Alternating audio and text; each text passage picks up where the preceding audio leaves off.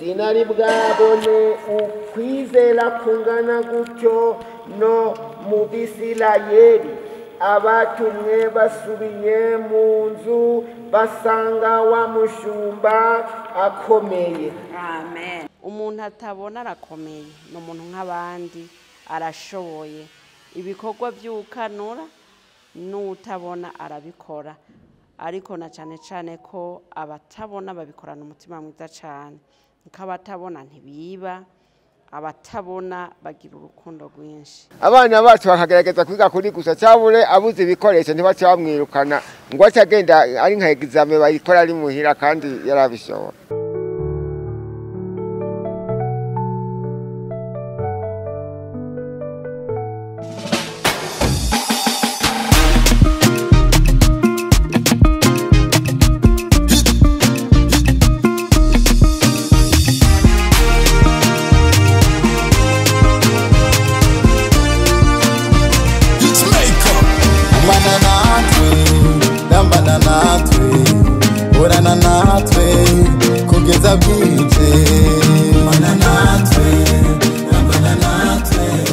Mukubandanya agaragariza umutima w'impuhwe n'ikigongwe afitiye umuce w'abagendana ubumuga bwo kutabona, hambavu kandi yo gushinga fondation Uwiragiye ngo yiteho ineza n'indero by'abana bagendana ubumuga bwo kutabona. Imyaka ikabigiye gukwira indwi, ikigo fondation Uwiragiye kireze kikongera kikigisha abana bagendana ubumuga bwo kutabona. Umukenyezi Uwiragiye Silvia ni umwe mu bakenyezi b'abarundikazi, ariko aratangarirwa na benshi bafatiye ku bikorwa akorera abana bariya bize imbere ya byose. Akaba ari umuce w'abagendana ubumuga bwo kutabona, na cyane cyane abana yigisha kongera akarere. Ku magenekerezo 18 na 19 Ntwarante umwaka wa 2025 yarihaye irindi hangiro ryo kugendera abantu bakuze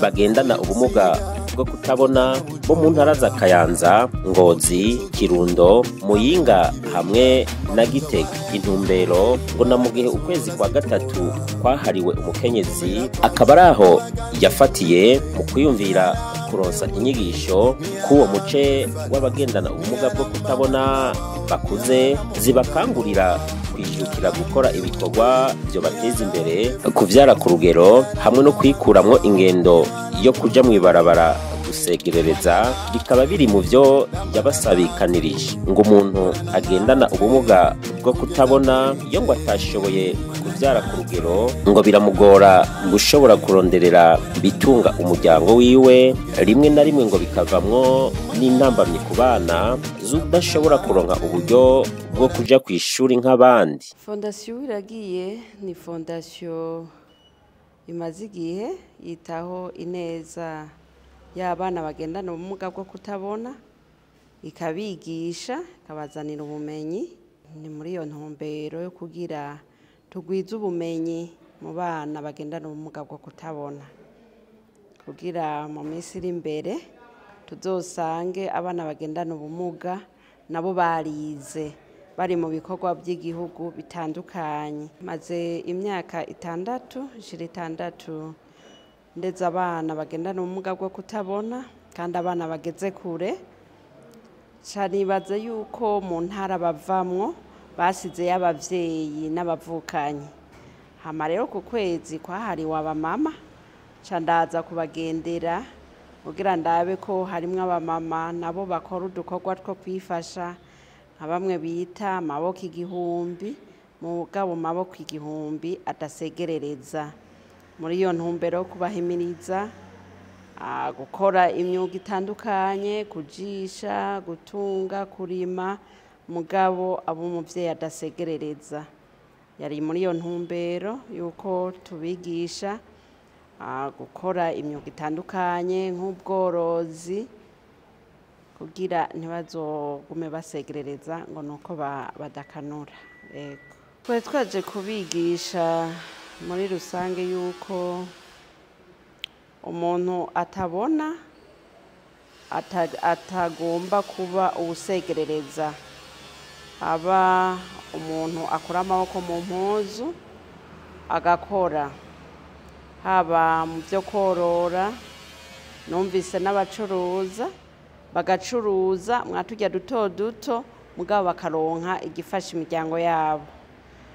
Ego kugira ngo abatabona ntibazovyitwaze ngo usange babashira ku mabarabara ugasanga bariko barabasabisha, nabo baraciye ubwenge, nabo barabyumva nubwo batabona barakeneye gukora uturimo tukeneye kubafasha mu miryango yabo. Arico gituma nabahimiriza yuko umuntu atabona arakomeye, ni umuntu nk'abandi, arashoboye. Ibikorwa by'ukanura n'utabona arabikora, ariko na cyane cyane ko abatabona babikorana umutima mwiza cyane, kuko abatabona ntibiba, abatabona bagira urukundo rwinshi, ibyo bakoresheje barabikora mu bugwaneza. Ibikorwa byo gukora ntibibura, ubwo hobura akanya ko kuza kubikora kuko bakeneye byinshi, bakeneye inyigisho zaguye, inyigisho nyinshi cyane, kuko turanabahimiriza ko abana bavyaye bo basomesha, uko kuvyara ntusomeshe biba bigoye. Nico gituma tubwiye ati mwebwe ijwi ryanyu rigera kure yuko twonabavugira, kuko bavyaye batabona birabagora kwigisha abo bana babo. Nico gituma turiko turadodora ku rwego rw'igihugu yuko aba bantu batabona vy'ukuri boserukirwa bikwiye, bakadusomeshereza abana batarinze kuduca amafaranga menshi kugira tubasomeshe, barya bafashwa mu ntara zitandukanye tugasanga batabona baserukiwe, byo tunezera. Mu ntara ya Kayanza, umukenyezi Uwiragiye Silvia yatanguriye kuganira nabo bagendana ubumuga bwo kutabona mu nyigisho bariko bararonswa nawe, bafatiye ku byo yarahejeje kubasabikaniriza. Barashoboye kumugaragariza intambamyi bakunda guhura nazo. Umutama Yohani agendana ubumuga bwo kutabona akaba ari mu batangaje cyane umukenyezi Uwiragiye Silvia ku kuntu azi gusoma igitabo c'ijambo ry'Imana yifashishije ya nyandiko ya Braille yagenewe umuce w'abagendana ubumuga bwo kutabona. Mu kiganiro imbuga za Fondation Uwiragiye zahaye abari bitavye izo nyigisho, barashoboye kugaragaza ico bazikuyemwo n'ico zigiye kuzobafasha. Jewe nitwa Nsanzugwimo Estron Kepe, nkamvuka ku Giporo ngaha mu gisagara ca Kayanza. Inyigisho twize zari zijanywe no kwiteza imbere mu migambi imwe mu bijanye no korora n'ibindi.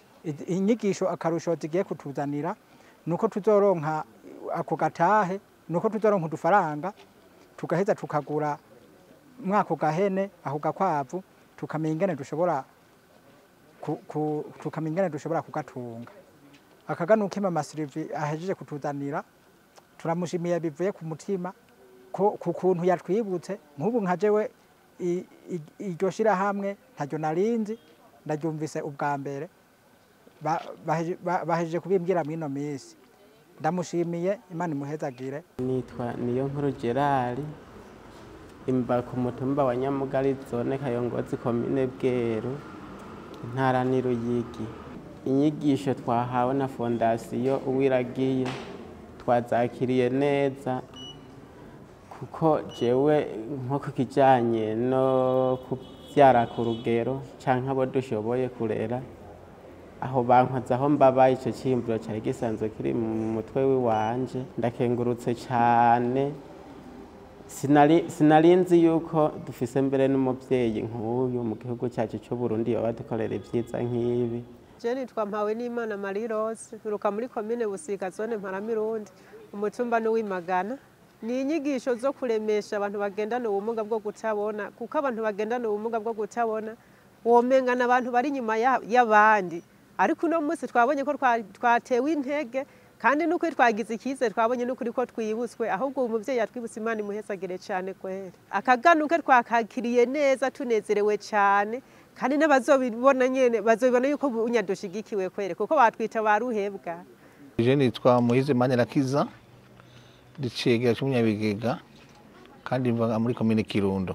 inyigisho Niwiragiye Sylvie yaduhaye zatunejeje cyane kuko zatumye mu mutima turonka amahoro adasanzwe kandi zatunejeje cyane kubona yaje twiyumvira ko mukintu akatugendera nico ikimanyi cyatunejeje cyane gushika ku mutima. Cyo tuvuga ni kumusabira Imana imanzi muhangaze nejo n'abazobashikire. Jean Pomosteni kaje karemeko na jemva mu ikomene yagutse amatongo mva ahantu hahora bita ibutaganzwe bayize kuturosa inyigisho z'akamaro ingene umuntu yashobora kwiyungunganya akagerageza kwibeshaho n'umuryango wiwe.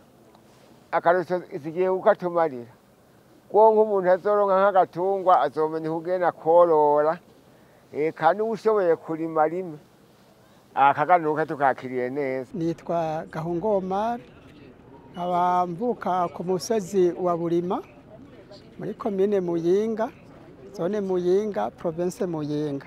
Fondation Wiragiye turanezerewe cyane kuba mwatugendeye, turashimye kano gakemanyi mwatuzaniye.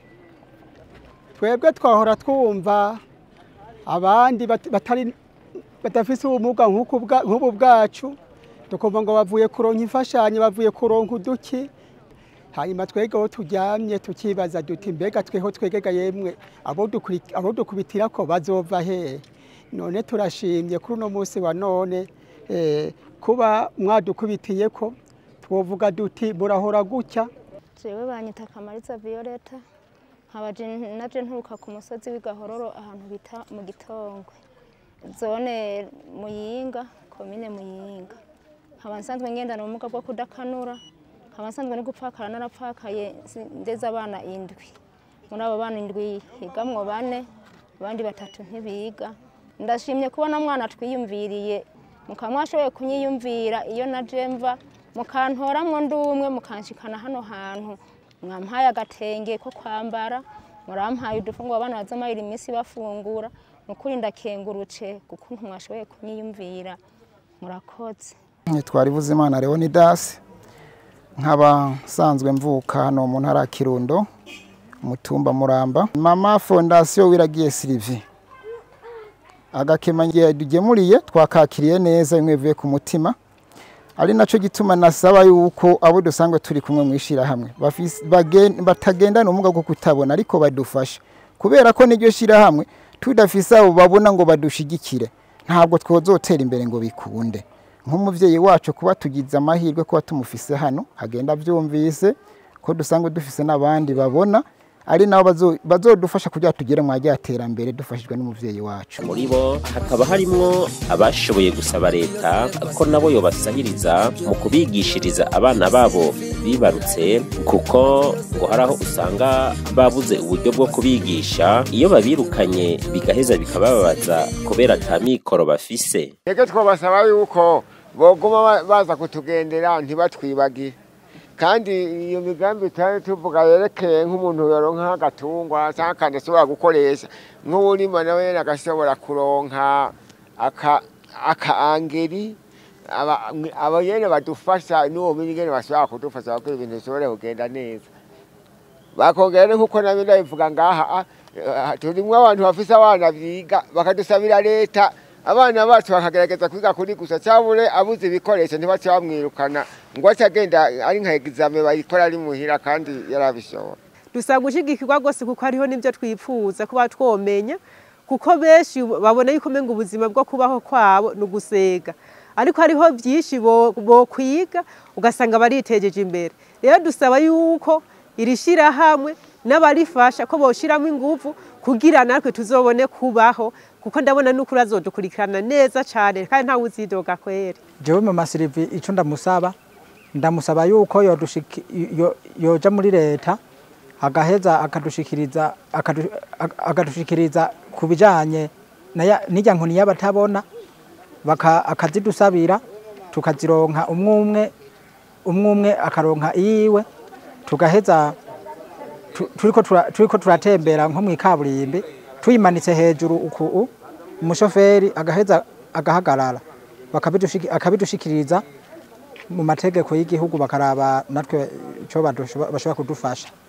Ikindi yoshobora kudufasha akatumenyeshereza baje batware bo ku mitumba bagaheza bariko barararika ibyo abakomeye bashobora kubashiramwo natwe tugashobora gushikirwa. Murakoze. Icyo nosaba mama fondasiyo Uwiragiye nuko nkuko afise umutima w'ubuvyeyi impuhwe n'urukundo byo kugarukira ku bafise iki kibazo cy'ubumuga bwo cyo kugendana ubumuga bwo kutabona, nuko natwebwe yozotugendera akadushikako. Hariho benshi bitashobotse ko baza, kandi nabo ndibaza bari gushima nkuko ndiko ndashima.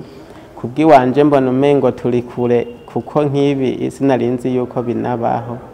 Mama Sive Uwiragiye togo tumusaba ko tuba hafi akadufasha mu bizoba bishoboka byose kugira ngo natwe dutere imbere muri mbona kazo za 2040 na 2060 natwe zobe turimwo mu bandi. Ni iteka rikomeye. Hari benshi bagumye muhira batamukoze no mu ntoki, jewe re namukoze mu ntoki suko ndi mwiza gusomba abo bandi. Nico gituma rero jewe ahubwo no musaba ko yobana ahubwo ritoba ijyambere cyangwa ngo ribijyanyu yo kwama yibuka ko mu Kirundo ahafite inshuti, yibuka nabo bandi twaba turi kumwe mwishira hamwe babona ari nabo bazodufasha kugira tugere mu iterambere. Icyo twoyisaba nuko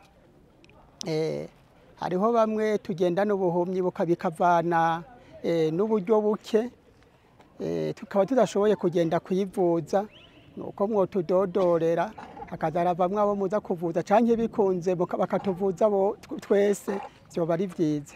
Nkasaba ko mwoza muratudodorera nkanje nyene mwumva mfise ibibazo, abana bariga hari habayiga bakaronka agakaramu n'abakabura. Nkasaba ko mwoza murandodorera kugira ngo abana bashobore kwiga, abariko bariga babandanye biga. Mushishikare kundodorera, ndafise nyene umutwe urakubita nkaburi yonja niyomva, nkaburi binini, nkabura ubushobozi bwo kuza kwivuza. Ko muza murandodorera kugira ngo mburenze ngo udufunga two kwivuza. Umufasoni Uwiragiye Sylvie cyo tumusaba, turiko turamusaba yuko bodufata mu mugongo bafadikanije n'aba babona kuko aribo bazoberekera iyo bariko baraja. Kwizera Jean Baptiste ni umuhanuzi wa buramatari w'intara ya Kirundo mu vyajejwe harimo imibano, hambavu y'ugukengurukira Fondasiyo Uwiragiye yarashoboye gushima izo nyigisho kuwo muce, yongerana duha n'ikiyago cikwije ku bijanye n'ivyo bikorwa yarahagarariye nk'intumwa ya buramatari w'intara nziza ya Kirundo. Ku mazina nitwa Kwizera Jean Baptiste, abandi muhanuzi ajejwe imibano n'imico kama mu biro bya buramatari w'intara ya Kirundo. Kw'izina rya nyakubahwa buramatari yantumye muri kino gikorwa ciza, turabashimiye cyane, turabashimiye kandi turemeye kubashigikira muri bino bikorwa, muri uno murimo mwiza murimwo. Fondasiyo Uwiragiye turakorana kuko sinibuka ko ari umwaka uheze cyangwa imyaka ibiri iheze barigeze kuturungikira intonde kugira ngo tubatorokanirize abana bagendana ubumuga, kandi mwumvise yuko muri aba bari ngaha turi kumwe harimo abaje bava mu Kirundo bashoboye kurererwa muri iyo Fondasiyo Uwiragiye.